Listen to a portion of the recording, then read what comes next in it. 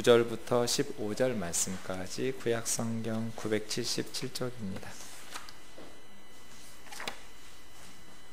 제가 읽겠습니다. 이사야 8장 9절부터 15절입니다.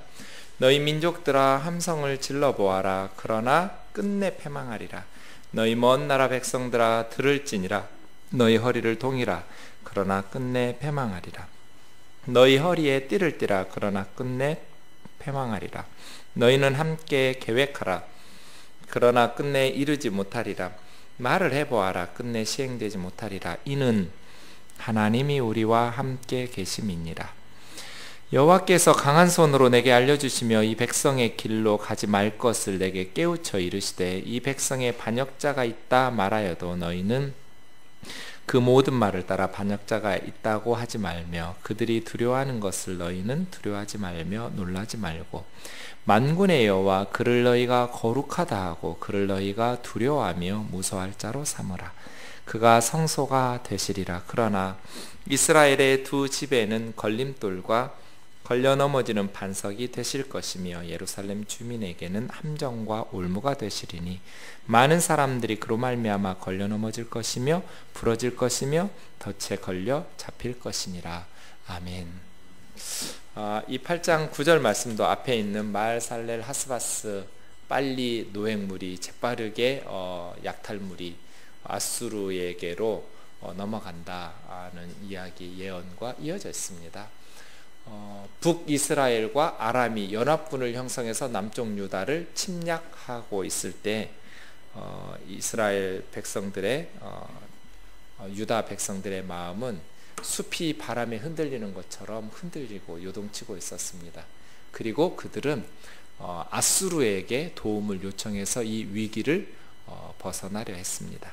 그때 하나님께서는 이사야 선지자에게 아수르를 의지하는 것이 북이스라엘과 아람의 위험으로부터 벗어날 수 있는 구원의 길이 되겠지만 문제는 그 아수르의 탐욕이 아람과 북이스라엘을 정복한 후에 유다 너희들에게도 미치게 되어서 결국은 예루살렘과 유다가 아수르로부터 고통을 받게 될 것이다. 그러니 아수르를 의지하지 말고 하나님을 의지하고 신뢰하라는 말씀을 이사야에게 주셨습니다. 이 9절과 10절 말씀은 그렇게 이어지는 말씀입니다. 너희 민족들아 함성을 질러보아라. 끝내 패망하리라. 이 민족들이 왜 함성을 지르겠어요? 이 민족들은 누굴까요? 유다와 예루살렘을 정복하려고 전쟁에 군대를 끌고 오는 이방 민족들이겠죠. 유다를 멸망시키려는 전쟁의 우렁찬 함성을 외치는 이방 나라 군대들, 이방의 왕들. 너희 민족들아 함성을 질러보아라. 패망할 것이다. 너희 먼 나라 백성들아 들을지어다. 허리를 동이라. 끝내 패망하리라. 허리에 띠를 띠라. 그러나 끝내 패망하리라. 허리를 동이고 허리에 띠를 띠는 것은 무기를 차기 위해서이기도 하고 또 거동을 편리하게 하기 위해서 단단히 전쟁에 준비를 하고 있는 것이죠. 너희가 아무리 허리에 띠를 띠고 허리를 동이면서 싸울 준비를 하고 무기를 차고 진군한다 할지라도 끝내 너희는 패망하게 될 것이다. 너희는 함께 전략을 짜고 계획해 보아라. 끝내 이루지 못할 것이다. 유다와 예루살렘을 정복하려는 너희의 계획이 실현되지 못할 것이다. 말을 해보아라. 유다를 정복하겠다. 우리가 예루살렘을 정복해서 우리가 예루살렘을 삼키자. 이러한 유다 정복의 말들 끝내 시행되지 못할 것이다. 5번이나 반복해서 함성을 외쳐보아라. 허리를 동여보아라. 허리에 띠를 띄어보아라. 또 계획을 세워보아라. 말들을 승리에 도취된 너희의 계획의 말들을 짓거려 보아라. 다 패망할 것이고 시행되지 못하고 너희 계획은 숲으로 돌아갈 것이다. 마지막 그 이유가 나와 있습니다. 왜요? 이는 하나님이 우리와 함께 계심이니라. 딱 2단어로 끝냈어요. 임마누엘. 이렇게. 임마누엘. 임이 함께거든요. 임마누는 우리와 엘 하나님이 임마누엘 하나님께서 우리와 함께 계시기 때문에 그러니까 여러 민족들이 힘을 모아서 유다와 예루살렘을 멸망시키려고 함성을 지르면서 달려오지만 아무리 많은 민족들이 힘을 모아도 한 분 하나님이 함께 계시는 임마누엘, 한 분 하나님께서 함께 계시는 조그만 예루살렘과 유다를 정복할 수 없다는 뜻이에요. 그래서예요. 유다를 무너뜨리려는 열방의 계획은 수포로 돌아가게 될 것이다. 왜냐하면 그것은 하나님께서 허락하지 않으실 것이니까. 그러면 우리가 관심 가져야 될 건 뭐예요? 임마누엘이죠. 하나님께서 우리와 함께 계시는가? 그래서 유다와 예루살렘이 하나님과의 결속, 하나됨, 연합, 하나님과 함께하는 것을 견고하게 했어야 돼요. 이것은 아하스 왕 시대의 유다뿐 아니라 우리도 마찬가지죠. 이 조그만 한반도를 집어삼키려고 북쪽에서는 핵을 개발하고 있고, 핵무기 만드는 게 그렇게 어려운 기술이 아니라고 그래요. 그리고 거기를 지지하고 있는 중국이나 러시아의 전통적인 우방들이 있고, 또 호시탐탐 일본과 또 뭐 군사적 충돌을 일으키려는 미국도 있고요. 한반도 주변의 정세가 불안하죠. 그러나 우리가 관심 가져야 될 것은 무엇인가? 하나님이 우리와 함께 계시는 것. 하나님께서 우리와 함께 계신다는 것을 신뢰한다면 우리는 두려워하지 않을 수 있을 거예요. 그래서요, 우리 신앙생활에 있어서, 우리 삶에 있어서 가장 중요한 것은 하나님께서 우리와 함께 하시는가. 이거 그냥 단순히 심리적으로 위안거리 삼으라는 말이 아니라 실질적으로 함께하고 계시느냐 이 말이에요. 하나님께서 우리와 실제로 함께하고 계시는가. 그냥 입으로만 함께하고 계신다고 찬양 속에서만 임마누엘을 말하는 것이 아니라 정말 우리가 하나님의 임재를 사모하고 임마누엘의 하나님의 은혜를 사모하면서 그것을 의지하고 사느냐 이 말이에요. 참 인간 별거 아니더라고요. 지난주에도 장례식을 하는 한 분 이렇게 예배를 집례했거든요. 입관하고 발인하시고 그 예배를 쭉 인도하면서 참 마지막에 화장장 소각로에 들어가서 그냥 한 줌의 재로 나오더라고요. 그 조그만 그릇에 담겨질 부피로. 참 산다는 게 무엇인가? 우리가 누구를 의지하고 살아갈 것인가? 무엇을 신뢰하면서 살아가실 것인가? 결국 내가 끝까지 붙잡아야 될 분은 하나님 한 분밖에 없구나. 하나님과의 결속이 무너지면 모든 것을 잃어버리는구나. 이 세상은 너무나 험하니까. 나 자신을 신뢰하거나 내가 가진 어떤 것을 신뢰하는 것은 너무나 불안하고 어리석은 일이에요. 결국 마지막 순간까지 끝까지 우리가 붙잡을 것은 하나님 한 분밖에 없구나. 상황은 너무나 힘든 상황이죠. 지금 북쪽의 이스라엘과 그 위에 더 큰 나라 아람이 연합국을 형성해서 군대를 밀고 내려오고 있어요. 그야말로 태풍 앞에 촛불이 켜 있는 것처럼 금방 꺼져버릴 것 같은 국가적 위기 상황에서 두려운 건 너무나 당연하잖아요.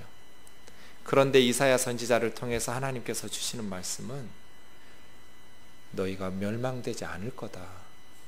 내가 너희와 함께하고 있으니까. 임마누엘. 이사야서 임마누엘이 3번 나오거든요. 7장 14절에 한 번 나왔고요. 아하스 왕에게 징조를 구해보라고 내 말 못 믿겠으면 하나님께서 내 말이 하나님의 말씀이라는 하나님의 분명한 뜻이라는 확고한 의지를 당신이 믿을 수 있도록 증표를 주실 테니까 어떤 거라도 요구해보라고, 이 말이 사실인지 아닌지를 확증할 수 있는 증거를 구하라고. 그런데 아하스는 이미 아수르에게 의지해버렸기 때문에 하나님 시험하지 않겠다고, 나 하나님을 이렇게 시험하면서 증거를 구하지 않겠다고. 그때 주신 게 임마누엘이었거든요. 하나님 함께 하실 거라고, 망하지 않을 거라고 두고 보라고. 하나님이 예루살렘에 함께 계시기 때문에 아람과 이스라엘이 정복하지 못하고 아수르도 정복하지 못하고 하나님만 붙잡으라고. 여기 두 번째 임마누엘, 8장 8절에도 나왔어요. 두 번째. 그리고 여기 세 번째 10절에 임마누엘. 원문은 다 임마누엘이에요. 하나님이 우리와 함께 계신다. 하나님께서 함께 하시는 한 예루살렘은 안전한 거예요. 하나님께서 함께 하시는 한 한국교회는 안전한 거예요. 부모가 자식을 버리는 법은 없어요. 자식이 부모를 떠나는 거죠. 하나님이 한국교회를 버리시는 게 아니에요. 한국교회가 하나님 버린 거예요. 겉으로만 하나님 섬긴다고 말하지 실질적으로는 하나님 신뢰하고 붙잡지도 아니하고 세상적인 거 의지하면서 하나님을 떠나고 버리는 건 교회죠. 이스라엘이 하나님 버렸지 언제 하나님께서 이스라엘 버리셨어요? 그러니까요. 우리가 하나님의 말씀을 듣고 회개하고 하나님께로 돌아오고 언제든지 하나님 곁에 함께 있기만 하면 서울은 안전한 거예요. 하나님이 함께 하시는 한 예루살렘도 유다도 어떤 강대국도 멸망시킬 수가 없었어요. 그런데 이게 현실 속에서는 너무나 불안한 위험한 도박과도 같은 이야기죠. 그래서예요. 11절 여호와께서 강한 손으로 내게 알려주시며 이 백성의 길로 가지 말 것을 내게 깨우쳐 이르시되, 하나님께서 이사야 선지자에게 강한 손으로 알려주셨다고 그랬어요. 이게 무슨 뜻이겠어요? 이사야 선지자는 하나님의 강한 손에 이끌린 거예요. 그죠? 지금 모든 사람들의 마음이 막 강풍에 흔들리는 숲과 같이 나무들 같이 요동을 치고 있는데 유다와 아하스 왕의 마음이 지금 적군이 쳐들어오고 있으니까 이사야는 그럴 때 아수르에게 더 강한 군대에게 원조를 우선 급한 불을 꺼야지 하면서 이게 당시 현실 정치인들의 그리고 모든 예루살렘 백성들의 여론이었어요. 대중들은 그럼 어떻게 그럼 더 강력한 아수르에게 그래서 성전 보물 창고에 바쳤던 헌금들 예물들 왕궁 창고에 있었던 금은 보화들 다 긁어 모아서 아하스는 아수르에게 금은 보화를 갖다 바치면서 우리 좀 살려달라고 머리 조아리고 빌었죠. 이것이 당시 예루살렘과 유다 사람들의 여론이었어요. 가장 인기 있는 의견이었죠. 현실 속에서. 하나님께서 그런데 이 백성의 길은 그 길이에요. 예루살렘 사람들처럼 아수르의 군대를 요청해야 된다는 그 길로 이사야가 가지 못하도록 강한 손으로 끌어가지고 반대쪽으로 이끄신 거예요. 이런 은혜가 저와 여러분에게 있기를 원합니다.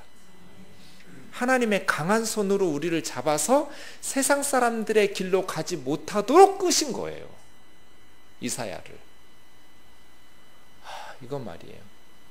하나님께서 강력한 의지를 표명하신 거죠. 이사야 너 거기 가면 안 돼. 너 저 사람들의 지금 아하스가 가는 길, 현실 정치인들이 떠드는 소리, 예루살렘 백성들이 외치는 소리 그 길로 가면 안 돼. 이사야야 너는 이 길로 와야 돼 하면서 하나님께서 강한 손으로 이사야를 깨우쳐 주시고 알려주시고 깨닫게 해주신 거예요. 뭘 깨우쳐 주셨는가? 12절 이 백성이 반역자가 있다고 말하여도 너는 그 모든 말을 따라 반역자가 있다고 말하지 마라. 누가 반역자겠어요? 지금 이 상황에서 이사야 선지자가 반역자예요. 지금 매국노짓 하고 있는 거잖아요. 나라 망하라고? 하나님 믿고 의지하다가 임마누엘만 외치면 돼? 지금 군대가 쳐들어오고 있는데 더 강한 아수르를 통해서라도 지금 이 국가적 위기를 벗어나야지. 너 무슨 헛된 소리 하고 있는 거야? 너 지금 혹시 나라 망하기를 바라는 북이스라엘의 스파이 아니야? 아람의 스파이 아니야? 그 사람들에게 무슨 약조를 받고 지금 나라를 망할 길로 끌고 가는 반역하고 있는 거 아니야? 이사야 너? 이런 식으로 백성들이 말하여도 예루살렘 사람들 눈에 이사야 선지자는 반역자처럼 보여요. 나라 망할 길로 끌고 가는 것처럼 허튼 소리니까요. 지금은 왕을 중심으로, 아하스 왕을 중심으로 똘똘 뭉쳐서 국가적 위기를 벗어나야 되는데 무슨 왕에게 반기를 들면서 그럼 지금 어쩌라고, 우리는 군대도 없고 힘도 없는데 아수르의 힘을 빌어서라도 위기를 벗어나야지. 너는 혹시 북이스라엘의 첩자 아니냔 말이에요. 그런 소리에 귀 기울이지 말라는 뜻이에요. 반역자가 있다는 말에 귀 기울이지 말고, 그들이 두려워하는 것을 너희는 두려워하지 말며. 예루살렘 사람들이 두려워하는 게 뭐예요? 북이스라엘과 아람의 군대죠. 북이스라엘과 아람의 왕이에요. 그 군대와 이방의 왕들을 두려워하지 마라. 그럼 뭐 하라는 거예요? 그들을 두려워하거나 놀라지 말고 만군의 여호와, 천만 대군의 왕이신 하나님 여호와, 만군의 여호와, 누구도 이길 수 없는 천군 천사를 거느리시고 그 뜻대로 온 인류 역사를 주관하시는 만군의 여호와 하나님을 거룩하다고 말하고 그분을 두려워하라는 거예요. 하나님은 이방 신들 중에 하나가 아니니까.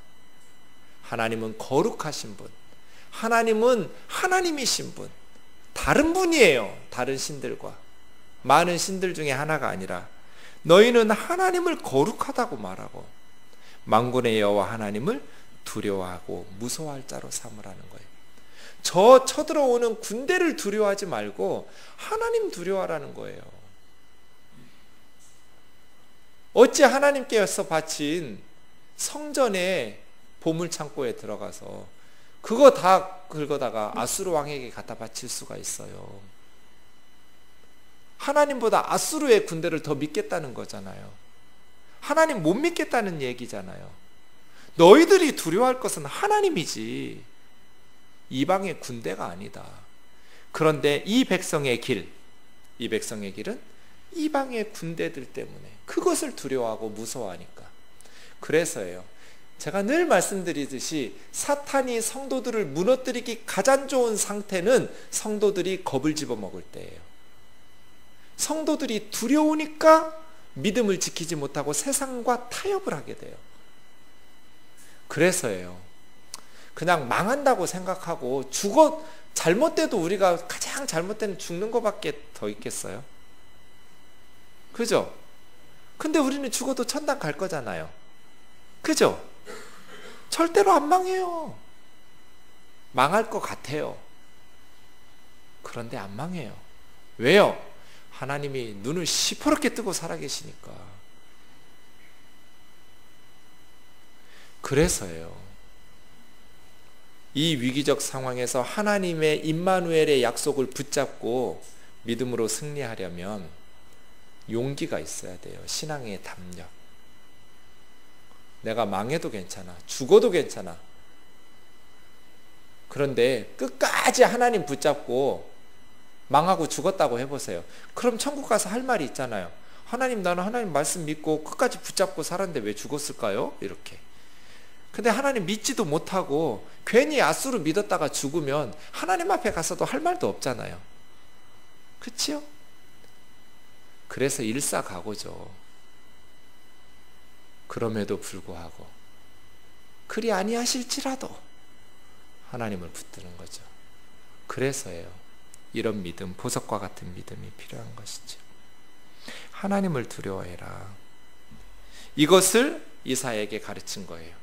하나님께서는 강한 손으로 이사야를 잡아 끌면서 이 백성들의 길로 가지 마라.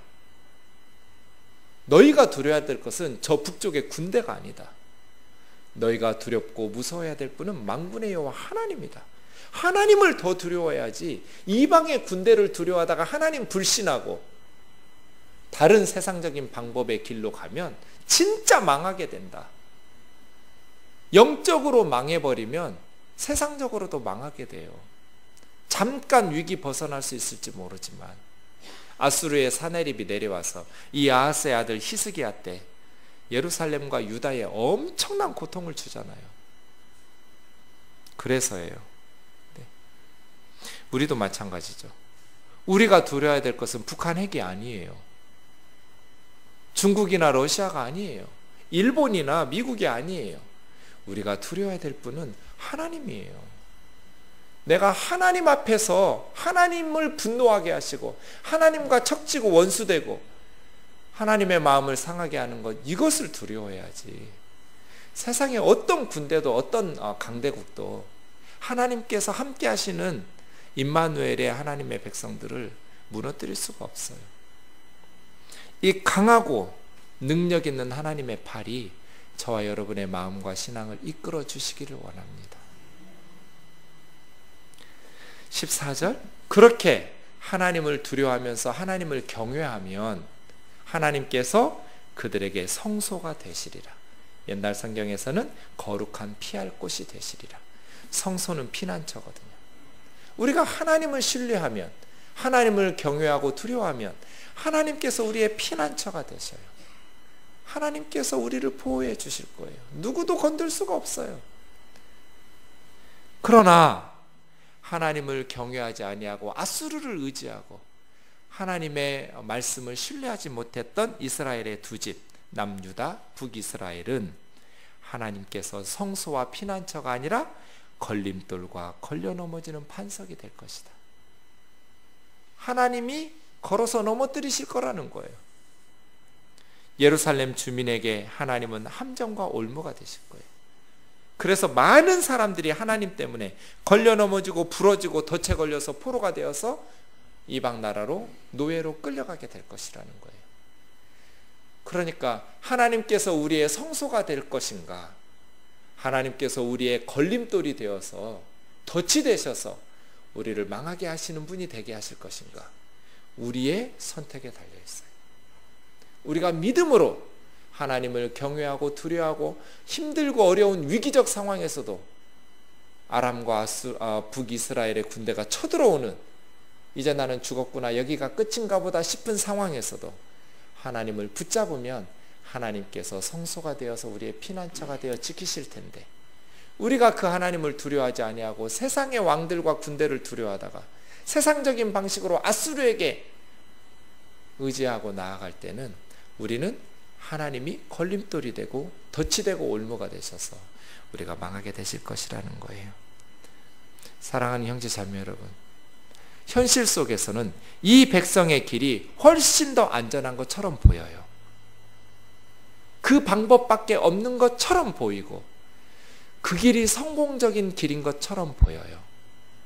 그러나 이 백성의 길로 가지 못하도록 하나님께서 이사야 선지자를 강한 팔로 잡아 끄셨어요.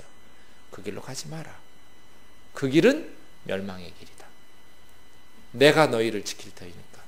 그래서 유다 백성과 예루살렘 백성들이 막 바람에 흔들리는 나무처럼 막 마음이 요동을 치고 있는데 이사야는 평안했어요.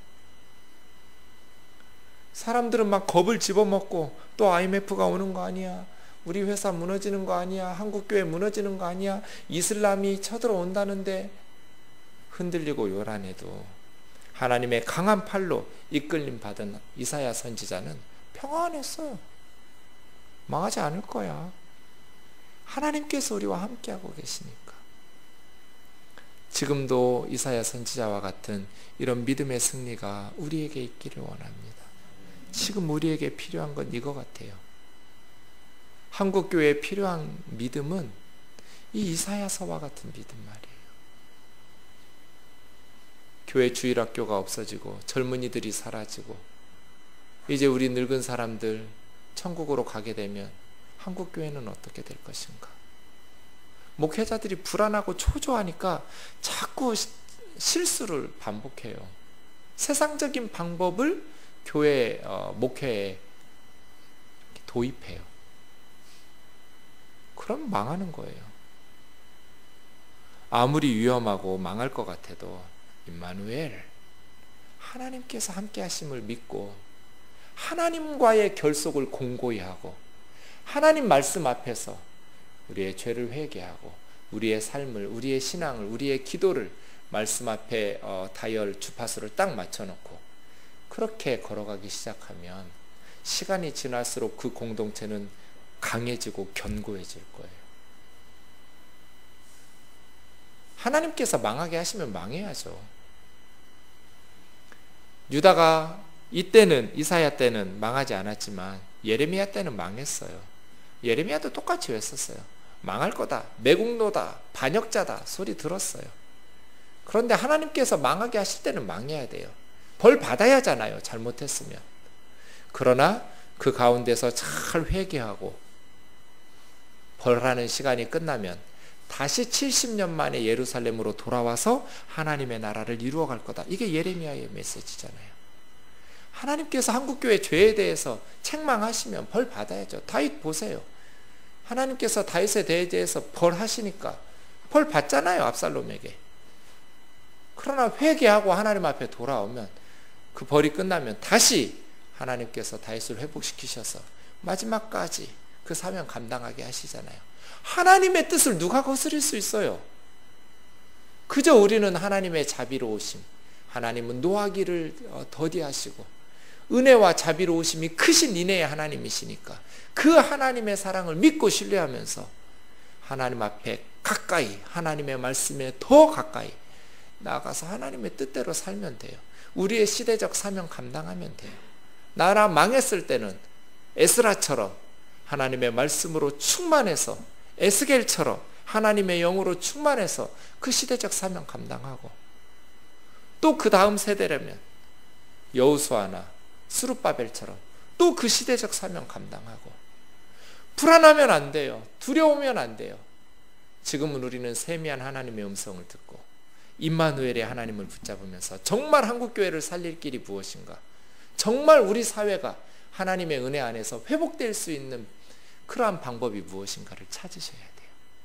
그것은 우리가 누구를 두려워해야 되느냐, 세상의 왕들이나 군대나 세상의 경제력이나가 아니고 하나님이라는 거예요. 하나님을 두려워하면서 하나님 신뢰하고 하나님과 더불어 함께 임마누엘의 하나님 붙잡고 나가면 하나님은 우리의 성소가 되실 거예요. 하나님이 우리 피난처가 되실 거예요. 하나님이 우리의 걸림돌과 하나님이 우리의 덫이 되지 않기를, 이것은 우리의 믿음의 선택에 달려있어요.